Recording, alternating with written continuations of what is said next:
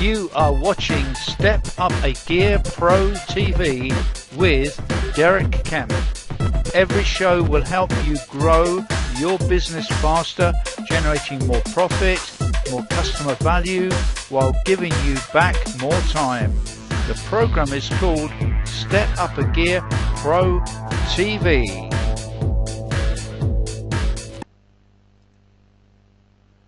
Welcome to Program 2 of Step Up a Gear Pro TV. The challenges business owners face is the subject of today's program. Let's start off with chasing sales. Is this a challenge that you have in your business about chasing sales rather than effectively making sales? I'm going to talk in some detail today about the fact that a lot of businesses chase sales rather than closing sales, rather than using existing customer bases to make more sales. So do you chase sales? If so, stay with me and we'll come back to this subject shortly. The second item is solving problems. Do you have problems that are difficult to solve? Do you have an organized system in place for solving problems? Not everyone does. So we're going to be talking about solving problems today as well. The third item is working long hours. Do you and your team work long hours? Too many hours? Do you find yourself in this situation? Item number 4 is loss of family time. Could directly relate to working long hours, couldn't it? Are you struggling to find time for your family?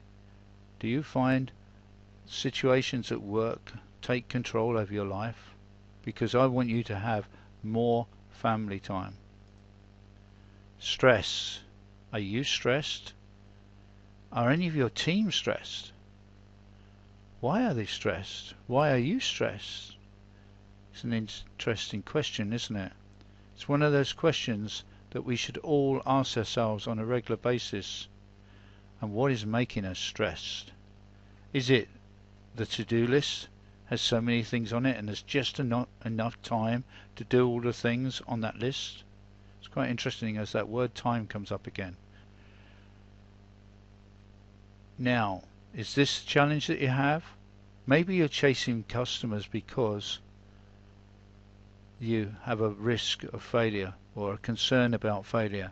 Maybe your problem solving is a real challenge right now and that could affect this thought. Maybe you're working long hours, which means if you don't work those long hours, there is a risk of that key word called failure. Maybe you don't spend enough time with the family because you're concerned about the business and how successful it's going to be. And of course stress can take you down this road. So are you running a very thin tightrope when there's actually a better way of doing things? Let's look at some of these a bit more closely. The first challenge is chasing customers. So what do I mean about chasing customers? Well, it could be that every day you get into work and you go, how many customers do we need today to survive? Rather than, how many customers do we already have that can help us thrive? Too many people chase customers rather than adding value to their customer base as it stands today, really understanding their customers and who they are and where they are, and then rather than chasing them, engaging with them, building rapport with them, showing them that you have even more to offer them and adding value to what you do. So take a look around you right now and ask yourself the question, do I expect my team to chase customers, or do I educate my team on who they should be approaching and who they should be building a reputation and rapport with, so that those people come on board and buy from us not just once but multiple times and add real value to our company? Are you chasing customers, or are you building rapport with people that definitely want to buy what you sell? Do you have problems that need solving but don't have a system in place to ensure that you naturally go through a process to solve the problems? Or are there more problems to solve than you have ever planned? See, problem solving is the best way to learn. But if you've got so many problems you don't know which one to deal with first, you need to start off by setting priorities. And once you have the priorities in place, then you can work on the problems that are going to achieve the best end result. And you can always ask yourself the question, should I really be doing this right now? Is this going to make a difference to our company? Or is this just the easiest problem for me to solve right now and it's not going to make a difference? It's all about picking and choosing and setting a system in place that ensures that problems are easy to solve and the right person solves them. As the managing director, owner of the business, entrepreneur, CEO, are you spending your time trying to solve problems that somebody else can solve within your organization and free up some of your time? The third item that we talked about is working long hours. Are you working excessively long hours because you're not giving the tasks that should be given to other people to them? You're not delegating responsibility. You're taking too much responsibility.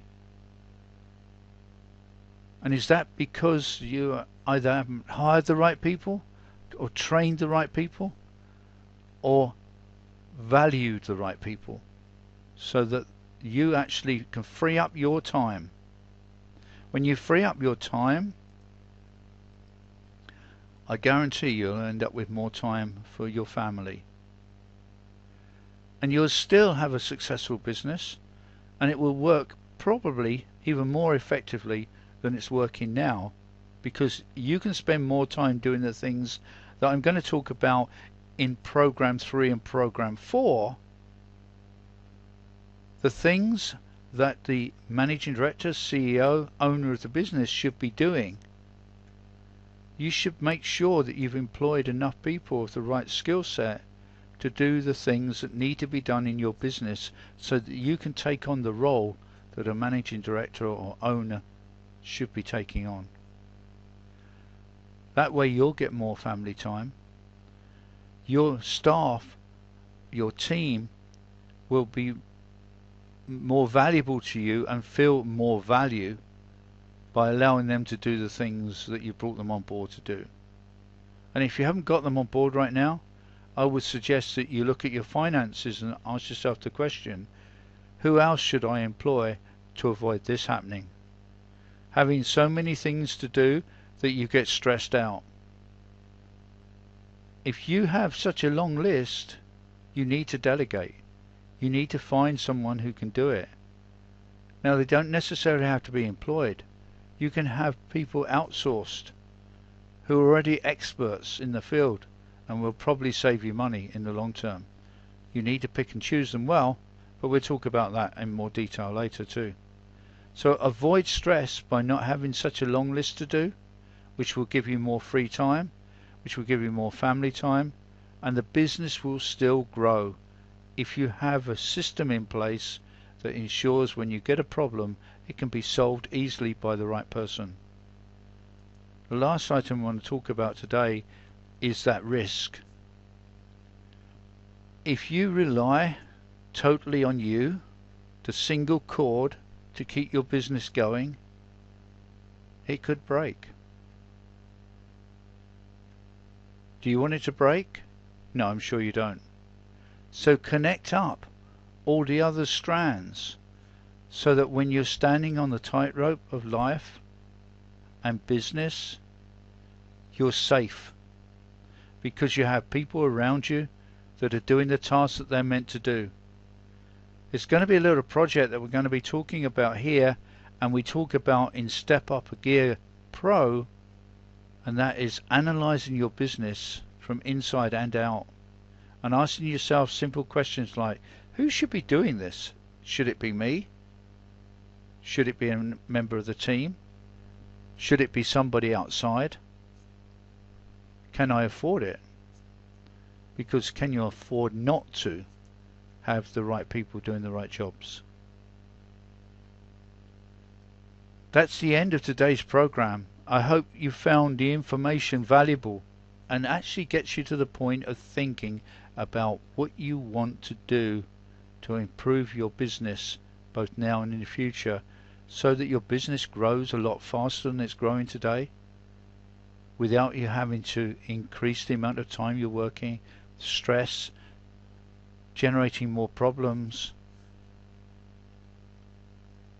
and taking you along a path which may be very narrow, very thin, and has a risk of not reaching the end goal. Join us again at Step Up a Gear Pro TV.